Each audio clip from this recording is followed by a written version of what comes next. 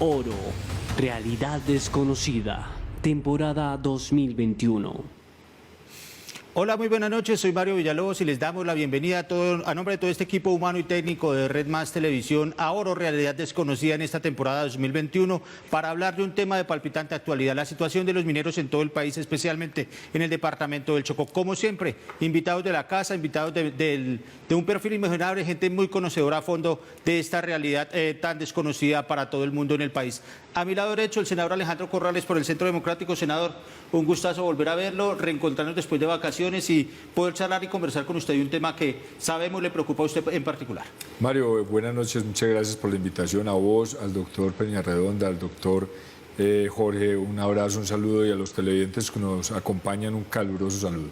Por este costado también un saludo muy cordial al doctor Daniel Peñarredonda, experto en este tema de todo el sector minero y una de las personas más conocedoras en el tema jurídico. Doctor, bienvenido a este debate. Muchas gracias, Mario, muchas gracias al senador, a la audiencia, al representante que nos acompaña y a los mineros de cada una de las regiones de Colombia que están muy atentos a esta situación.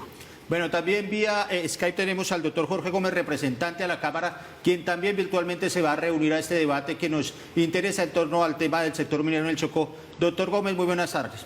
Buenas tardes, un saludo muy cordial, muchas gracias a Red Maya, a ustedes por habernos invitado, y un saludo muy cordial para el doctor Corrales y para el doctor Peñarredonda.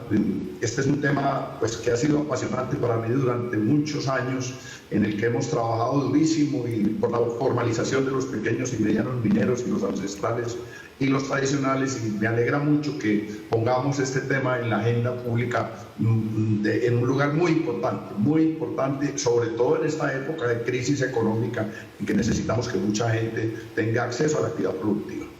Bueno, señores, entrando en materia, les propongo el primer tema de discusión a los tres, y es un tema que es bastante complejo porque estamos hablando de una región del país en donde confluyen todas las cosas que uno podría denominar conflictivas y polémicas.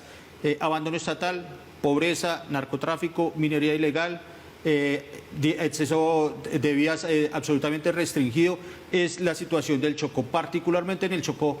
Doctor Corrales, todo este complejo, digamos, esta especie de cóctel complejo, ¿qué significa a la hora de analizar el panorama para los mineros en esa región del país? Bueno, Mario, aquí lo importante es decir que la minería es fundamental para la sociedad colombiana. Acá no podemos decir que no juega ese papel tan importante, tan fundamental en el desarrollo de la economía y de la sociedad. Específicamente en el Chocó, donde se da esa explotación de oro básicamente, tenemos que arrancar por hacer un gran diagnóstico, y yo creo que ahí tenemos que decirnos verdades, porque no es posible que hoy, por ejemplo, la ANM tenga un censo de unos 10.000 pequeños mineros, barequeros, personas artesanales que hacen el trabajo artesanal, pero que la OCDE diga que en ese mismo territorio son más de 60.000. Ahí lo que nos muestra es que tenemos que hacer un diagnóstico real, que tenemos que mirar si el catastro minero debe ser revaluado, porque de ahí tiene que partir cualquier acción que tomemos en adelante. Ahora, ese primer diagnóstico nos tiene que mostrar ese tipo de conflictos. Ahí confluyen narcotráfico, terrorismo, ahí hay grupos ilegales, ahí hay violencia, hay extracción ilícita de minerales. Y tenemos entonces que a cada uno de estos temas ir buscándole alguna alternativa de solución, porque no es solamente la minería, es la sociedad que hay alrededor de ella, es el ser humano, es ese minero que tiene necesidades y que el Estado, además de ir a enfrentar con toda la fuerza de la ley, de la autoridad, estos grupos al margen de la ley y todo lo que hay alrededor, tiene que llegar con programas sociales que beneficien a esta comunidad. Doctor Peñarredonda, lo que ha habido siempre es, digamos que hay mucha más presencia de la informalidad. Hasta ahora se está, digamos, el sector con algunas empresas muy fuertes establecidas aportando, digamos, a lo que es la generación de empleo, a la consolidación de lo que es que los chocuanos tengan un mejor nivel de vida. Pero desde su experticia, desde su experiencia, ¿cuál es la radiografía que se puede hacer hoy de ese sector? La radiografía del sector y en especial del Chocó no puede aislarse del tema social. El Chocó siempre ha sido una región abandonada, aislada, apartada, social, política y económicamente por parte del Estado colombiano. Pero la radiografía es muy clara. Tenemos una división entre la minería legal y la minería legal. Por supuesto que el Estado tiene que tender los puentes, tiene que hacer el ejercicio y tenemos que hacer un consenso para que gane todas las personas que están vinculadas a través de la minería legal. ¿Y cómo se hace eso?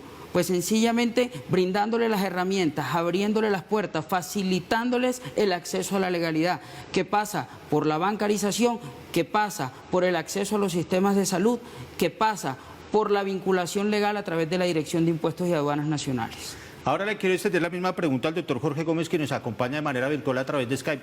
Doc, hay un tema en el que usted ha sido también muy abanderado y es el tema de lo social, cómo la riqueza se queda en manos de algunos pocos que son tanto los mineros legales y los empresarios legales como los informales e incluso los criminales.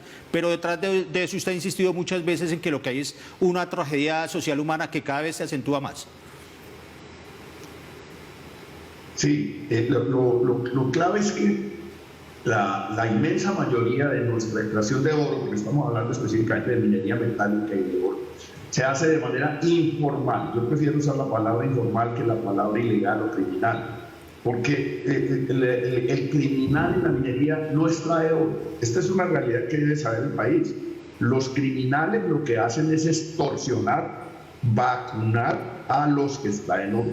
O sea, los casos de mineros, tanto de aluvión como de socavón, como retreros, o como hay una variedad enorme de minería informal. Y casi todos son víctimas de los grupos criminales, víctimas de la extorsión. Entonces ahí hay un asunto que el Estado ha tratado de confundir a los criminales con los mineros, porque ojo, el oro no es un producto ilícito. No es lo mismo el clorhidrato de cocaína que el oro. El oro es un producto lícito y somos una especie minera, y Colombia tiene harto oro, y Antioquia y el Chocó tienen hartísimo oro.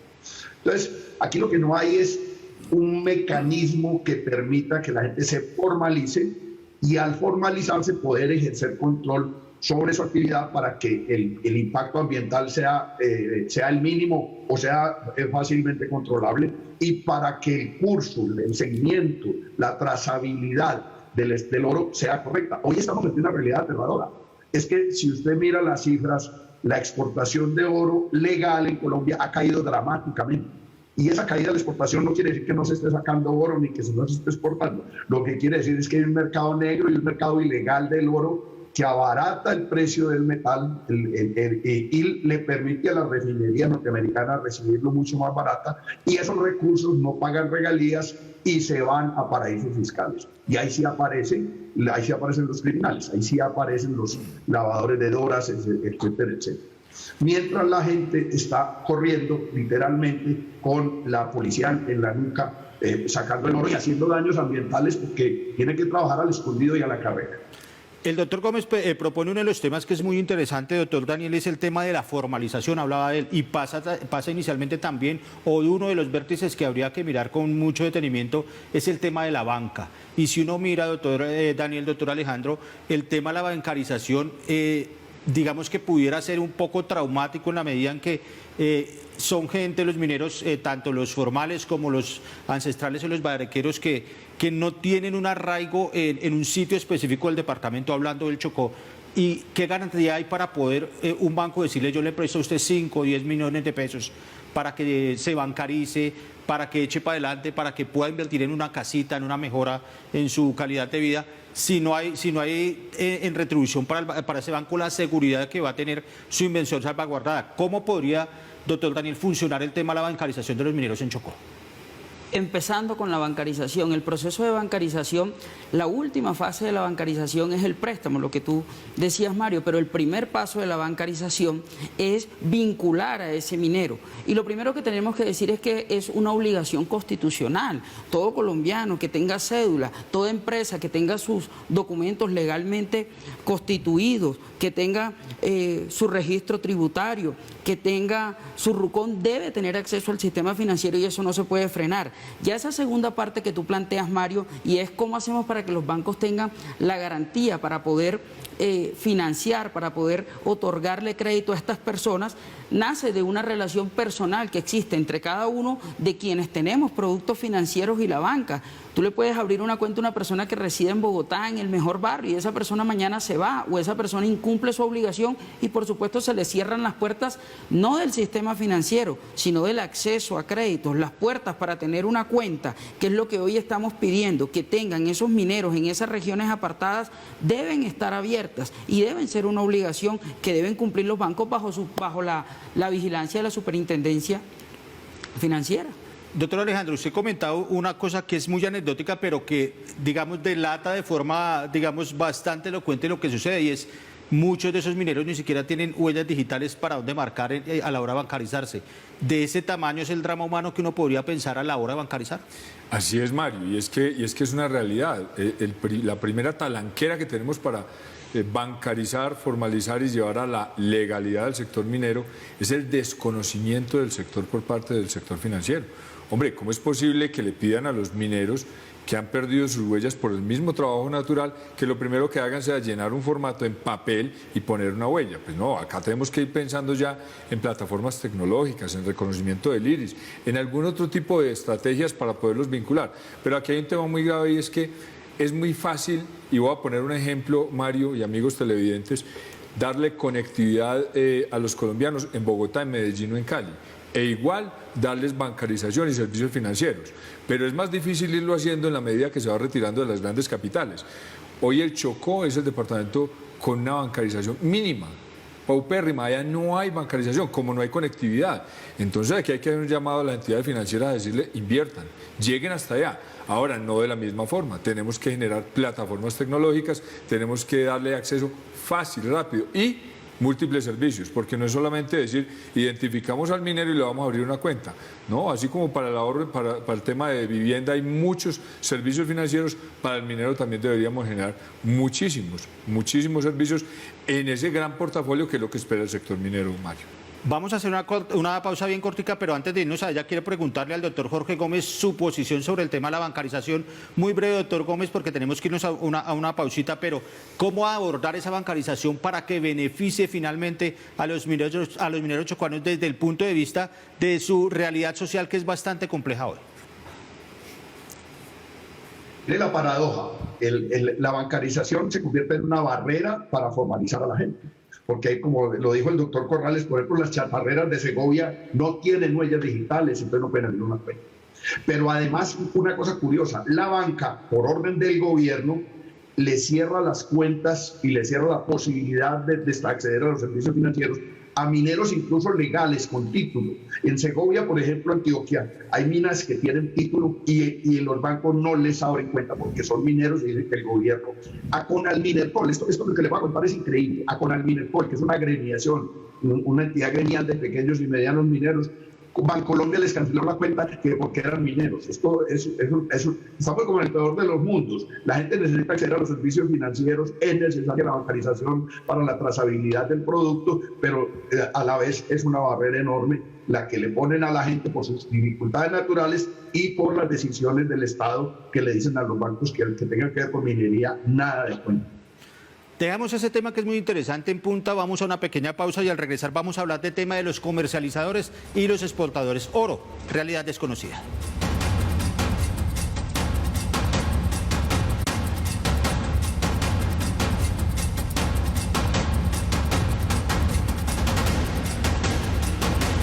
Gracias por continuar con nosotros en Oro, Realidad Desconocida, y pasamos a un tema que les proponía antes del corte del doctor Daniel, y es el tema de la realidad de los comercializadores y los exportadores. ¿Qué está pasando con ellos a la hora de justificar sus movimientos financieros? Los comercializadores, en principio podríamos denominarlos como los grandes formalizadores, han sido quienes han abanderado la formalización, han sido quienes han venido invitando, promoviendo, financiando la formalización de ese minero artesanal. ¿Por qué lo decimos? Porque sencillamente a través de las comercializadoras y ellas en virtud de ese afán que tienen por demostrar la legalidad de su producto, a partir de la estigmatización que tienen, vienen promoviendo procesos de biometría con el fin de poder identificar ese minero, vienen promoviendo procesos de asesoría legal con el fin de poder formalizarlos, explicarles la importancia de esa situación y poder traerlos al mercado legal. Además de poder acceder a beneficios y a subsidios que otorgan otros países cuando esos mineros cumplen todo ese proceso de formalización. Pero también son los grandes incomprendidos, y lo decía el senador ahorita, hay un desconocimiento del sector, no solo por parte de la banca, sino por parte de las entidades del Estado. Hay un desconocimiento del sector por parte de la Dirección de Impuestos y Aduanas Nacionales, que no entiende la operación, y suceden cosas tan sencillas como estas. Validan los costos, no validan los costos al final del ejercicio fiscal, pero sí pretenden que se paguen impuestos por el total del monto de las ventas que han obtenido. Gran tema de la DIAN, doctor Daniel, lo vamos a ahorrar un poquito más adelante. Senador, ¿en qué medida esa realidad de la cual nos habla el doctor Daniel afecta a las empresas? La operación, digamos, la posibilidad de generar ingresos, recursos y por ahí mismo derecho, pues bienestar para los mineros chocuanos. La afecta de gran medida, Mario, y es que aquí hay que reconocer una realidad de nuestro país. Cerca del 80% del oro que se produce y se comercializa en Colombia se hace de manera ilegal.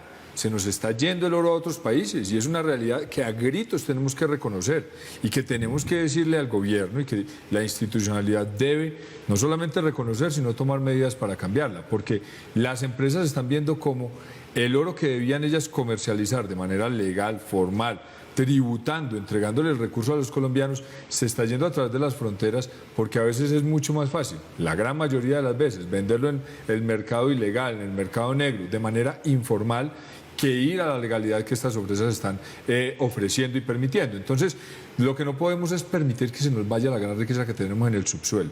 Esta realidad se debe cambiar y la bancarización es una de las herramientas para formalizar. Yo creo que en eso estamos todos de acuerdo. La mejor forma de ser legales hoy es formalizar todo lo que hay alrededor de las empresas, pero sobre todo lo que hay por fuera de ellas, porque ese 80% del oro se nos está yendo de manera ilegal. Ahí se van los tributos, ahí se va el empleo formal y ahí se va toda la legalidad que queríamos para el país. Doctor Jorge Gómez, usted hablaba en el primer corte de cómo hay dificultades muy manifiestas para bancarizarse, no les quieren abrir cuentas de ahorros o corrientes a mineros y a empresas. Esa estigmatización que se ha sufrido siempre también se manifiesta de manera, digamos, evidente y de una manera que finalmente genera lo que hablaba el senador Corrales, que es que se nos están yendo por un tubo roto todos los recursos, tanto para los empresarios formales como los informales, y de ahí por ahí mismo derecho todo lo que le podría significar tanto hospitales, salud, educación para los chocuanos. Sí, desafortunadamente, yo estoy totalmente de acuerdo con lo que dijo el senador Corrales. Hay que formalizar toda la cadena, incluida la comercialización, que hoy está siendo estigmatizada, como lo dijo el doctor Peñarredonda. Los márgenes de los comercializadores son pequeñísimos, los volúmenes de compra son enormes, pero los márgenes son márgenes del 1%, si acaso les va muy bien el 2%. O sea, sobre eso es lo que vienen a tributar, y el Estado pretende que tributen sobre el volumen completo de las operaciones, y los denomina lavadores de activos, y han tenido que incurrir en ilegalidades. Eso es cierto, porque como usted tiene que identificar a los vendedores del mineral, y muchos ni siquiera se identifican, entonces usted tiene que poner cualquier root para poder legalizar un oro, y después le cae la DIAN con toda la fuerza del mundo, y la fiscalía acusándolos de ser el zar del oro, y a los 8 días los tiene que soltar la fiscalía o el juez, porque finalmente no hay ningún delito, pero quedan estigmatizados como unos tipos pues de la peor laya, unos especies de mafiosos, de capos de la mafia siciliana, lo que no es cierto. Los comercializadores en general son personas que han tenido esa tradición toda la vida y que son parte importantísima de la cadena de producción del oro en Colombia. Con esa perspectiva, doctor Daniel, lo que uno supone es que hay voluntad o no hay voluntad de los bancos, del sector financiero y también del sector estatal vinculado con el Banco Agrario, de darle la mano a esta formalización que proponía el doctor Alejandro para poder arrancar. Decía usted, lo primero es vincular a los mineros y el estadio final de esa vinculación es los préstamos, pero ¿hay hoy voluntad en el sector financiero para hacerlo? No se aprecia voluntad por parte del sector financiero para hacerlo, ni por parte de las entidades del Estado colombiano. En el caso suyo, senador Corrales, ¿qué opina y cómo podríamos ajustar eso para que se mejore? Mario, yo creo que aquí lo que hay que partir es de generar confianza, porque lo que uno ve en el sector es desconfianza del sector financiero en ese sector minero, y lo han mencionado mis compañeros de panel, pues acá se estigmatiza, se señala, pero no se entra a generar la confianza necesaria.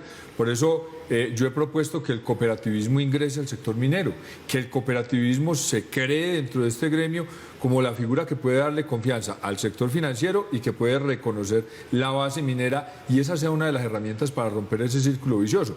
Ahora, no hay la voluntad, no la ha habido en mucho tiempo, pero se empiezan a generar cambios. Logramos acá la resolución 005 de este año, en donde ya no se pide cuenta bancaria para tener un RUCOM, que era un círculo vicioso que no dejaba avanzar. En eso tenemos que ir participando todos los actores y tenemos que irle generando confianza a todo el sector. Es la única forma para que este sector avance en bancarización, en formalización y en legalidad. Y aquí hay que recordar, Mario y amigos televidentes, un tema muy importante, y es que el 27% de las exportaciones de este país son minería. Son 5 billones que le entran al Sistema General de Regalías por la minería, y es el 2% del PIB. Esto no es de poca monta. Si a esos números que les acabo de dar le incluyéramos lo que hay en la informalidad, en la ilegalidad, en la extracción ilícita de minerales, ¿a dónde se irían los números? ¿Cuál sería el tributo? Yo casi que pienso que nos ahorraríamos una reforma tributaria, invitando a que entre a la legalidad al sector minero colombiano y específicamente al del oro. Quiero proponerle al doctor Jorge Gómez un ítem que es en el que él seguramente tiene mayor experticia con la venia de nuestros dos invitados, y es el contacto puramente allá en región con los mineros. Y le voy a hacer una pregunta un poco de abogado del diablo, doctor Jorge Gómez, y es: ¿cómo los bancos confían en una persona que tiene poco arraigo? Es decir, hoy un minero hoy está baraqueando en Condoto y se fue para Esmina y tal vez después está recogiendo café en el eje cafetero. Pero por supuesto esa es su naturaleza y esa es su forma de vida, y es lo que ha estado inventado durante décadas enteras. ¿Cómo hacer que los bancos tengan confianza de aquellos ciudadanos que no tienen arraigo en un sitio propio de la geografía chocuana?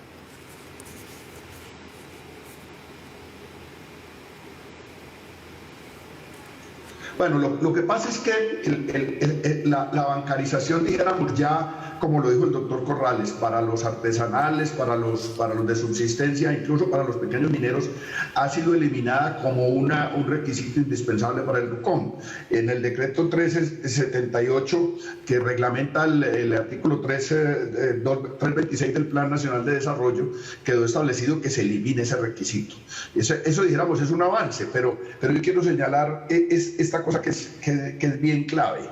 Es que la bancarización puede ser una buena herramienta incluso para personas que sean transhumantes. Es que el hecho de que usted reciba la plata, por ejemplo, en Antioquia pasa que usted cruza el río y al otro lado es otro municipio, y entonces usted un día fue barequero en Santo Domingo y al otro día al barequero en Don Matías, y así sucesivamente, y son muy transhumantes, y repito, muchos de ellos, como usted lo dice, son cafeteros que en época que no hay cosecha en los julios se van para el río a conseguir orito porque no hay café. Entonces, esa gente, la pequeña y mediana, es clave que se cooperativice. Yo en eso estoy perfectamente identificado con el doctor Corrales. El sector solidario es clave en esto de la formalización de la pequeña y mediana minería. Ojalá hubiera, doctor Corrales, usted saque un ratico y lea el proyecto de ley que radiqué yo en Comisión Quinta en compañía del senador Robledo, para que lo miremos, porque ahí estamos proponiendo soluciones a estas cosas y de pronto trabajamos juntos para volver realidad esto de la formalización minera. Invitación hecha, ya vamos a charlar de eso porque creo que es una buena propuesta para trabajo conjunto. Invitación recibida, y le comento que el 314 del 2020 también es un proyecto de formalización que radicamos en la Comisión Quinta y que debe convocar a que trabajemos en el mismo sentido. Bueno, nos quedan 2 minuticos para una respuesta muy corta de cada uno de los tres, y arranco con el doctor Daniel. Los montos que están permitidos para los exportadores, ¿son muy bajos? ¿Están conformes o eso hay que ajustarlo? Son muy bajos, no están conformes, y se necesita reajustar los montos para decir lo que señalaba el senador Corrales. Hay que robarle recursos a la ilegalidad, hay que traer ese oro hacia acá, y en la medida en que las comercializadoras tengan capacidad, tengan montos abiertos para sus exportaciones, para sus negocios, van a poder adquirir más oro a través de las vías legales. ¿Cómo afecta esa situación los procesos de exportación, doctor Alejandro, muy brevemente? Pues los afecta de manera grave, porque cuando hay persecución, estigmatización de las comercializadoras internacionales, pues obviamente genera desconfianza en los actores. Pero yo creo que más allá de los montos, Mario, tendremos que mirar en la trazabilidad, porque si hubiera muchísimas comercializadoras con bajos montos se exportaría mucho oro, pero que fuera trazable desde la base hasta el producto final. Si hubiera una sola, suponiendo ese hipotético caso, no habría ningún problema en que el monto fuera grandísimo, siempre y cuando se garantizara la trazabilidad. De ahí la importancia de las plataformas tecnológicas que unen la trazabilidad con la posibilidad de estar en todo el país y romper esa barrera que tenemos de que sea en un sitio fijo. Las plataformas tecnológicas pueden ser la gran garantía. La plataforma para bancarizar puede ser la garantía para que las comercializadoras generen la trazabilidad necesaria, que también a su vez genere la confianza en todo el sistema. Doctor Jorge Gómez, ¿qué piensa usted finalmente de forma muy breve sobre este tema de los cupos para exportar, de los montos y de cómo afecta eso a la exportación de minerales? Sí, yo estoy de acuerdo con el doctor Peñarredonda. Los cupos para la CI son muy bajitos y esto es un contrasentido. Mire cómo se le facilitan las cosas enormemente a los importadores. Los importadores casi que viven en el reino de los cielos porque trabajan libremente sin ningún obstáculo, sin ninguna barrera. Pero los exportadores tienen miles de obstáculos legales, tributarios y de cupos. Y yo creo en eso vamos a traer el oro a la legalidad. Vamos a traer el oro a la formalización, además para poder controlar los daños ambientales. La actividad que no está formalizada no tiene manera de controlarse desde el punto de vista ambiental. Este es un tema absolutamente sabroso de conversar, de debatir con tres personas que son conocedoras muy profundas, por eso la invitación para que nos acompañen a ustedes tres en la segunda parte del debate que tendremos dentro de 8 días. Esto es Oro, Realidad Desconocida. Hasta pronto.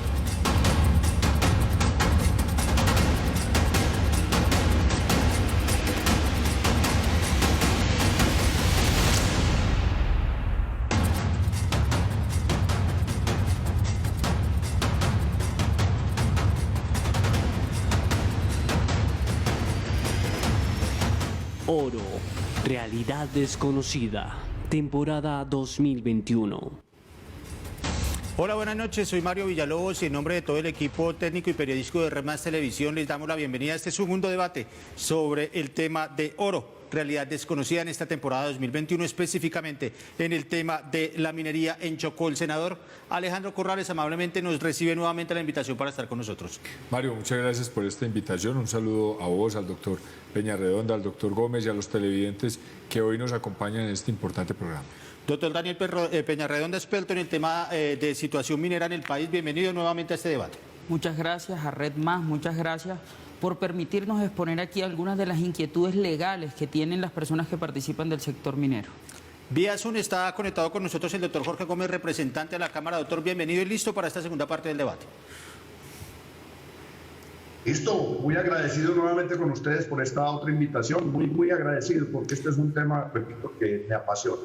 Quiero arrancar con usted precisamente, doctor Gómez, por un tema que planteó el doctor Peñarredonda en la primera parte del debate y es el tema tributario, el tema de la DIAN, el tema en el que todo el mundo está pendiente porque para nadie es un secreto que en este tipo de operaciones económicas, como hablamos de la minería, se infiltran dineros que no son propiamente santos, por decirlo en el lenguaje de la calle, pero hay eventualmente una estigmatización en torno a que se revuelven, como dicen en la calle, peras con olmas y pagan justos por pecadores. ¿Qué es lo que está pasando desde su perspectiva con el tema de la tributación?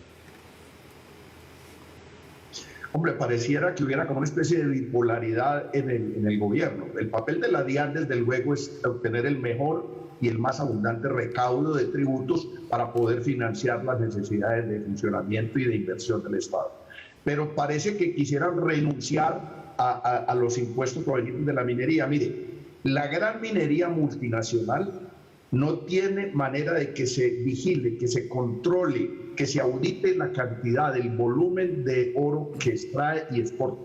Eso es lo que ellos quieren declarar de buena fe. Si lo quieren declarar, lo declaran, pero no hay una auditoría. La DIAN no tiene un mecanismo de supervisión para ese volumen de exportación. Pero a los otros mineros, a los donde llega, digamos, lo que se llama la minería informal, les ponen tantas barreras y los estigmatizan de tal forma que quedan por fuera de las posibilidades del mercado. Entonces aquí se le facilita la vida a las grandes mineras multinacionales, pero se le hace imposible a los comercializadores nacionales la actividad económica. Y repito lo que dije en el programa, es gravísimo. Se creó un mercado negro, un mercado oscuro, un mercado ilegal de oro, porque el oro sigue saliendo y sigue llegando a las refinerías norteamericanas a un precio muy barato. O sea, el commodity del oro se ha vuelto de un precio supremamente barato a comparación de los precios internacionales que rigen en las bolsas. O sea, el papel de la DIAN parece un papel bipolar. Por un lado no vigila los tributos de las grandes multinacionales y por otro lado estorba en el trabajo de los CI nacionales. Doctor Daniel, usted insistía en ese tema en nuestra primera parte del debate y es probablemente o es muy probable que la DIAN no tenga la experticia, el personal preparado para ello, o es falta realmente de ir a campo y cerciorarse de que lo está pasando y buscar vías alternativas para eso. Yo creo que el personal está capacitado, porque la capacitación consiste en comprender las normas, pero viene la parte de la socialización que lo planteaba el senador Corrales, de la incomprensión del sector. Hay que ir a campo, hay que sentarse con los mineros en cada uno de los eslabones de la cadena para poder conocer cómo hacer ese proceso de fiscalización. Fíjese que es un tema muy sencillo. La DIAN recibe los ingresos y contabiliza el ingreso de la exportación en un 100%. Cuando llega el momento de deducir los costos de ese proceso, que son tan sencillos como el valor que pagaron a cada uno de sus proveedores, llámese mineros artesanales o otro tipo de mineros, esos costos no son deducidos por la DIAN. Entonces pretenden que las empresas comercializadoras paguen sobre el 100% de la operación, desconociendo esos costos, cuando los márgenes son pequeños, bastante pequeños. Entonces allí se genera un círculo vicioso, como en todo este proceso del oro, que los lleva finalmente no solo a iniciar procesos fiscales, sino a compulsar copias en la fiscalía, y hablamos de eso en un momento siguiente para que me entiendan la gravedad de esa situación que se está presentando. Doctor Alejandro, esa situación que hablaban nuestros compañeros de panel lo lleva a uno a pensar que efectivamente si la DIAN me está cargando, si la DIAN me está desconociendo mis propios procesos, pues a mí me resultaría muchísimo más fácil hacerlo de forma ilegal y a escondidas, ¿o no?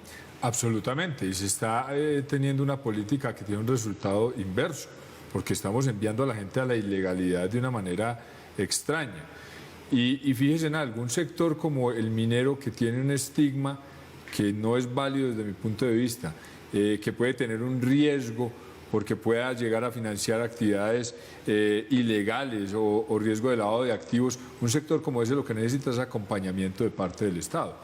Y uno no entiende cómo la DIAN, y esto es estructural e histórico, la DIAN se ha dedicado a perseguir a los formales, a los legales, a los que declaran, a los que tienen sus cuentas claras, y a estar encima de esas personas legales. Esa es una queja del país, de la economía nacional, pero no ha abierto las puertas para aquellos que todavía son informales. La labor de la DIAN en este caso debería ser brindar todas las oportunidades para que el que está de manera informal entre, se bancarice, pague los impuestos que tiene que pagar, porque además aquí hay algo muy importante. El sector minero no es un sector que no tenga los recursos para pagar impuestos, al contrario, están listos para pagar los tributos que tengan que pagar, pero tenemos que generar la gobernanza clara, fomentar esa gobernanza y las reglas y las normas claras que permitan que el gremio minero pueda participar de los tributos, que la DIAN lo registre, que la DIAN lo acompañe, no que la DIAN lo persiga, y mucho menos que la DIAN persiga a los formales hoy, a los comercializadores, a los exportadores, porque son ellos los que nos están ayudando a formalizar realmente este sector.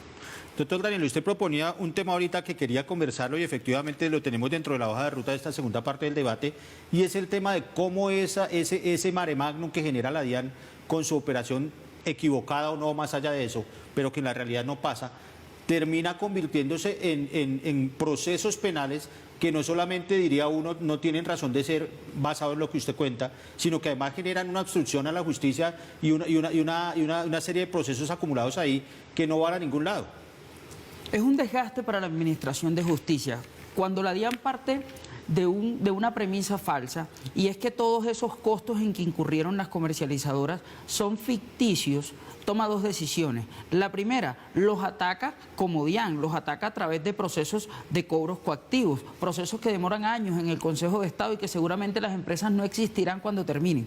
Pero lo segundo, compulsa copias a la Fiscalía porque considera que puede haber una operación de lavado de activos. Entonces, piense usted, y ahí sí es válido lo que planteabas, Mario, al principio, la falta de arraigo del minero. Entonces, cuando la Fiscalía va a verificar cada uno de esos costos, que son cientos de mineros que están allí, no encuentra a los mineros, pues por supuesto va confirmando o va construyendo una idea de que la operación es ilegal cuando realmente no es así, es un desconocimiento del sector. Es que es muy fácil administrar justicia desde Bogotá y no ver cuál es la realidad de un municipio como Ismina o cualquiera de esos municipios que producen y que generan oro para el país.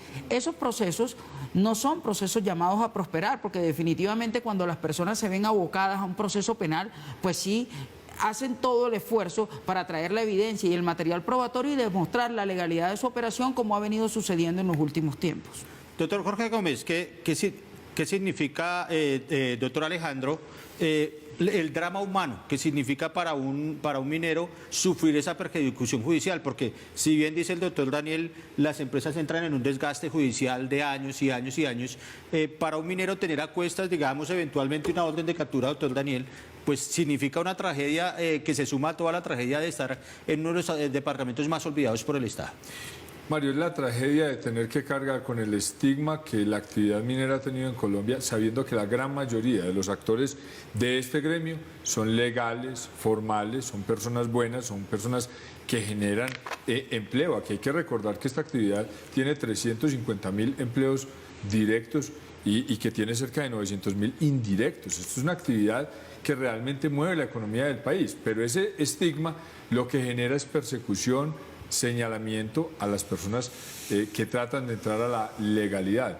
Esto además genera todos los tropiezos comerciales que usted quiera, porque es el tema no solamente de la persecución, sino la imposibilidad de acceder a temas básicos. Le voy a poner un ejemplo: los juniors que tienen una función de exploración y que no tienen que ver nada ni con la explotación ni con la comercialización en el sector minero, tienen dificultades para abrir una cuenta bancaria porque tienen esa estigmatización.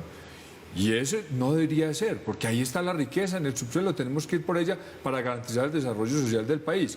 Y si usted lo lleva al pequeño minero, ese pequeño minero que no puede abrir a veces una cuenta bancaria, que no tiene la posibilidad de tener servicios financieros y un portafolio amplio de estos servicios, pues obviamente tiene que recurrir a la ilegalidad, a vender sus productos, el oro muy por debajo del precio real, en esa ilegalidad, a perder plata porque lo tiene que vender en el mercado negro muy por debajo de lo que realmente vale, pero está condenado a estar en esa informalidad y en esa ilegalidad.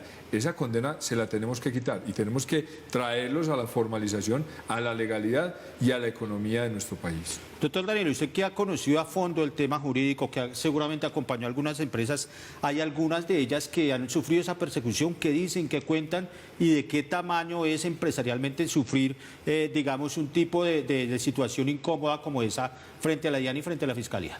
Frente a la DIAN es subsistir. ¿Por qué subsistir? Porque si la DIAN definitivamente te desconoce a ti los costos de tu proceso de comercialización y de exportación, estás llamado a cerrar la empresa.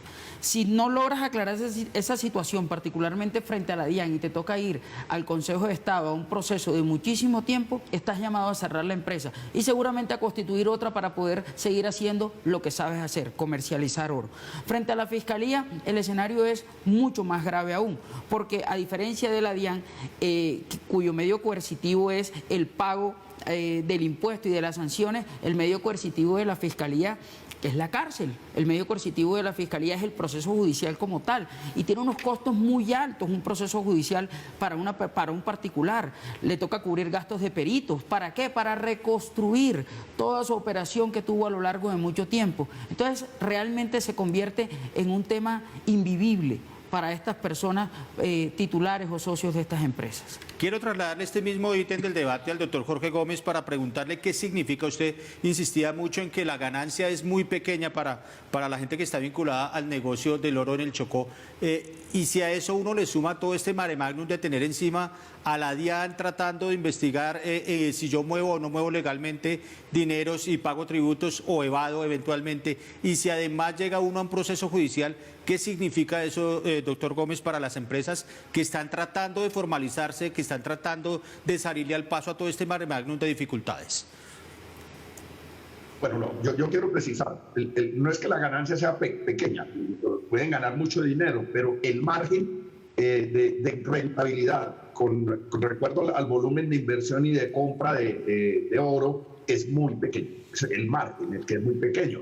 Porque si usted compra 50.000 millones de oro, en oro, pero se gana el 1%, está ganando un platal grande, pero con un riesgo grande, porque está haciendo una inversión también muy grande con un margen pequeño.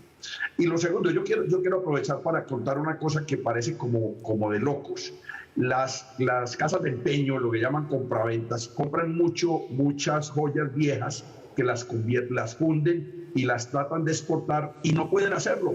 No pueden hacerlo porque tienen que someterse a un proceso de engeomina, de establecer los porcentajes de oro, plata y otros minerales que tenga el lingote, y eso es prácticamente imposible en Colombia. Entonces, parece como que hubiera como un complot para que ni las CI, ni las casas de empeño, estas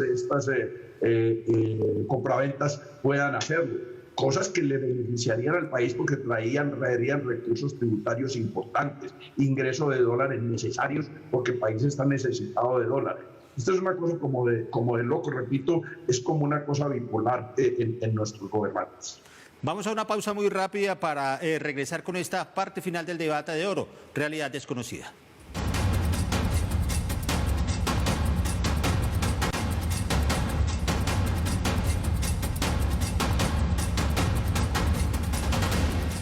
Estamos de regreso en Oro, Realidad Desconocida, y es la hora de los balances y de proponer soluciones. Senador Alejandro Corrales, ¿cómo debe avanzar el proceso de formalización en todas las escalas, de lo micro a lo macro?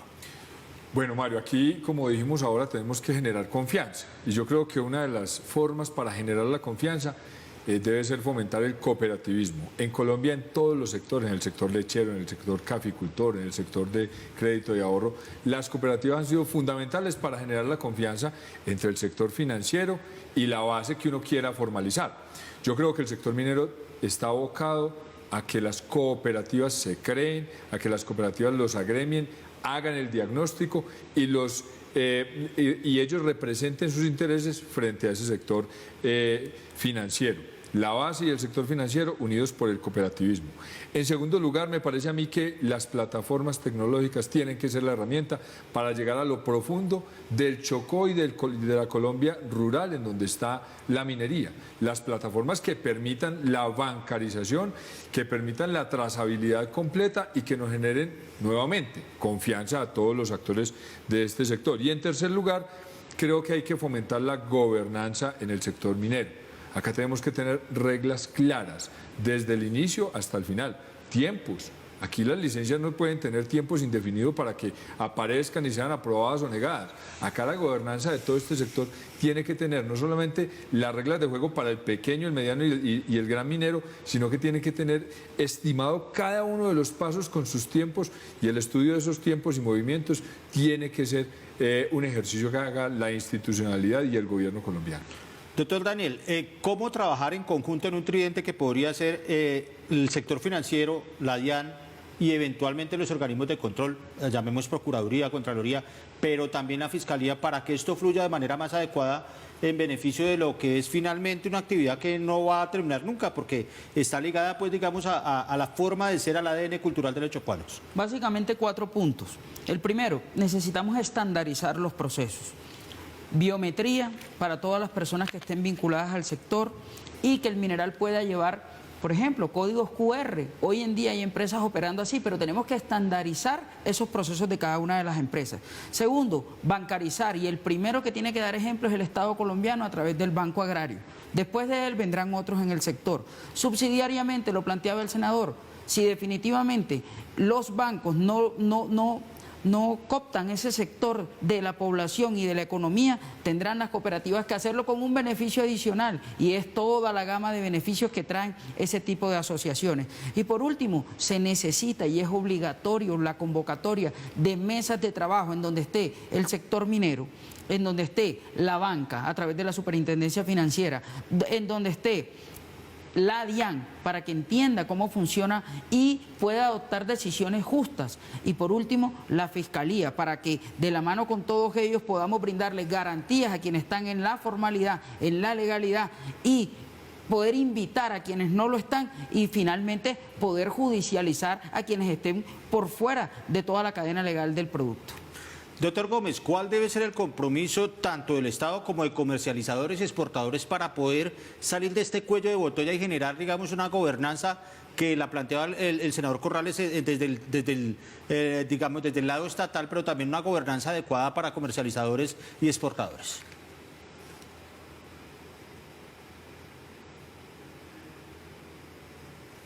Lo primero que tendría que hacer el gobierno colombiano es ganarse la confianza de los pequeños y medianos mineros que están en la informalidad.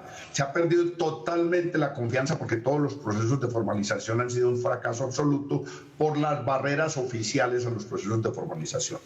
Y lo segundo que hay que hacer, eso está perfectamente explicado, es que no se le pueden pedir las mismas exigencias, no se le pueden pedir las mismas reglas, la misma norma a un pequeño minero que a una multinacional minero. Usted no puede pedir para que una persona pueda vender dulces en una cajita en la calle las mismas normas para que Almacenes Éxito abra una gran superficie. Eso no tiene sentido, y en Colombia está funcionando así, aunque la gente no lo crea. Al pequeño minero prácticamente se le exigen las mismas condiciones, los mismos requisitos para formalizarlo que a una gran multinacional minera que tiene chequera, músculo financiero y todas estas cosas. Y lo tercero, creo yo, pues es lo que ustedes plantean, un pacto de los distintos sectores para que realmente la cadena sea una cadena formal, que le contribuya tributariamente al país, que fortalezca las finanzas del país y que genere empleo. Y para eso estoy totalmente de acuerdo. Las cooperativas son una herramienta súper útil. Hay una experiencia enorme en Perú, en Chile, en Bolivia, sobre cooperativizar, asociar a pequeños mineros, y se han vuelto unas empresas formales importantísimas en esos países, los que antes eran informales y que tuvieron que hacer paros y hubo muertos y de todo, pero lograron avanzar en ese sendero. Les propongo ahora un tema de debate final, y es, muchas veces se proponen las soluciones solamente desde el lado estatal, pero ¿quiénes deberían hacer parte de la solución, doctor Alejandro? Lo primero que tenemos que incluir, el primer actor que tenemos que incluir es el minero raso, para entender su humanidad, para entender que hay un ser humano, que la sociedad tiene que entender que es diferente la idiosincrasia de ese minero al del mediano productor y al de una gran minería. Ese es el primer actor. El segundo actor que tenemos que incluir es el gobierno, porque el Estado tiene que participar de fomentar las condiciones necesarias para que ese pequeño, mediano y gran minero entren a la formalización y a la realidad de la economía colombiana. Y entre estos dos tienen que estar todas las instituciones, la DIAN, el sistema financiero, el Banco Agrario es fundamental porque tiene que dar el ejemplo. Es que en Colombia no podemos tener un banco del Estado que diga que no va a ir a bancarizar a los sectores más apartados de Colombia. Al contrario, tiene que ser la punta de lanza y el ejemplo para que se pueda dar la bancarización y la formalización. Y todos los entes del Estado que den acompañamiento a este pequeño minero, a este mediano y a este gran minero, porque no se nos olvide que la minería se hace en zonas en donde tenemos problemas sociales, de conflicto. Entonces hay que llegar con la ley y la autoridad y todos los programas sociales que implican que esa comunidad que va a pasar a la formalización tenga las garantías, no solamente de seguridad, sino de acompañamiento del Estado en ese proceso. Muy rápido, doctor Daniel, ¿cuál debe ser el compromiso para hacer soluciones en corto plazo? ¿Qué se puede hacer aquí y ahora ya, de manera que no sea traumática y que fluya de una manera rápida? Con el liderazgo del senador Corrales, del representante y de los demás miembros del Congreso que estén comprometidos con sus regiones, convocar inmediatamente las mesas de trabajo y establecer una hoja de ruta para que el año 2021 sea el año de la formalización de la minería.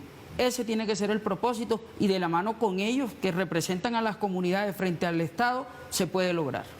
Doctor Gómez, lo que suele pasar un poco en la región es que los mineros, digamos los que trabajan de forma ancestral, de forma artesanal, digamos, se quejan y se quejan y se quejan, pero a la hora en que los convocan a procesos como estos no se organizan. Así como usted proponía, de acuerdo con el doctor Corrales, la cooperatividad o el cooperativismo como una de las soluciones, ¿qué debería hacerse en torno a, por ejemplo, las juntas de acción comunal, las barriadas, para que se trabaje la posibilidad de que esta bancarización sea exitosa siempre y cuando la gente se reporte y esté de acuerdo con hacerla?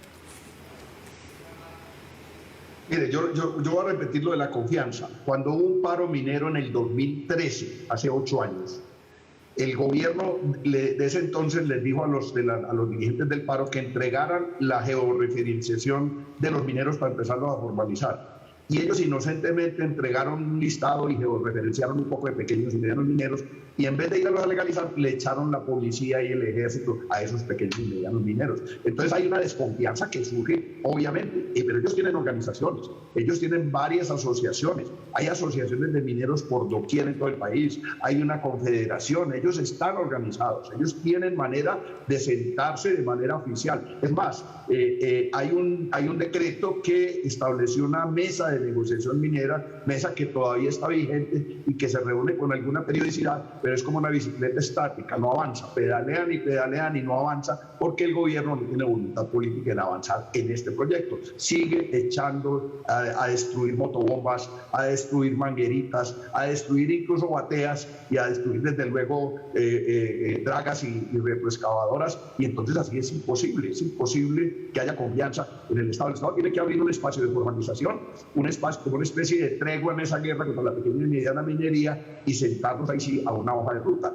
Yo creo, doctor Corrales, que debiéramos pronto usted y yo sentarnos a mirar esos proyectos de formalización minera que están en la Comisión Quinta, a ver cómo los echamos para adelante y cómo bregamos a conciliar, a concertar con el gobierno alguna fórmula que permita salir de este como corcho en remolino en que estamos. Doctor Corrales, que esa invitación planteada ahorita que retomen ustedes el trabajo legislativo.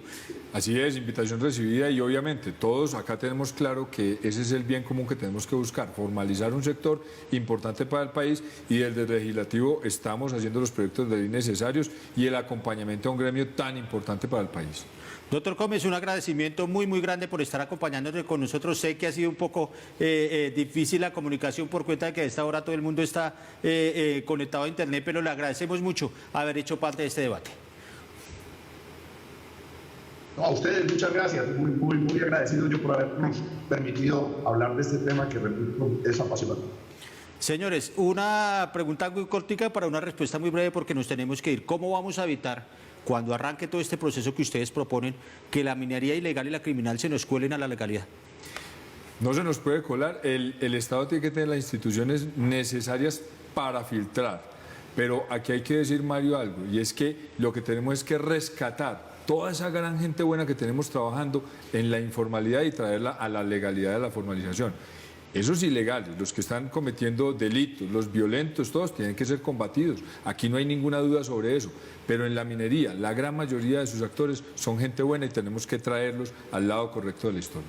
Doctor Daniel, el trabajo articulado de la fuerza pública y de la Fiscalía a la hora de legalizar capturas, de destruir, de dañar todos esos laboratorios, pues lo que ve uno son imágenes en televisión, en los noticieros, pero en la práctica, ¿qué está pasando con esos procesos de minería ilegal y criminal?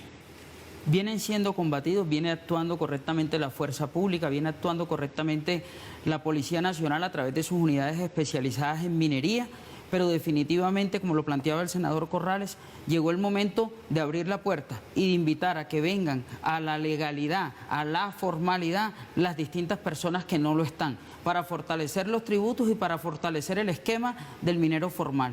Y reitero, el año 2021 es el año para hacerlo. Muy cortico, ¿cómo se van a beneficiar los mineros de a pie, esos de los que usted tanto habla y tanto defiende cuando estemos en la legalidad?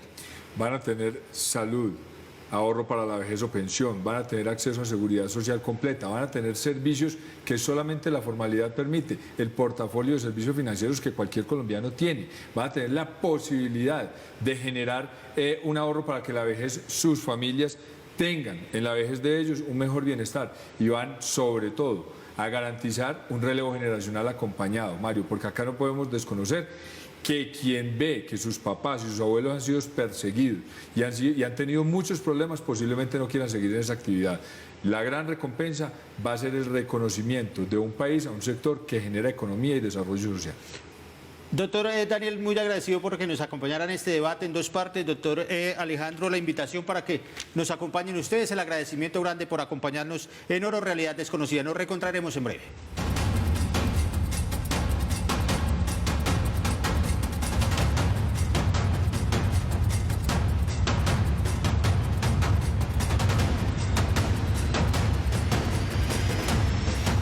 Oro, realidad desconocida.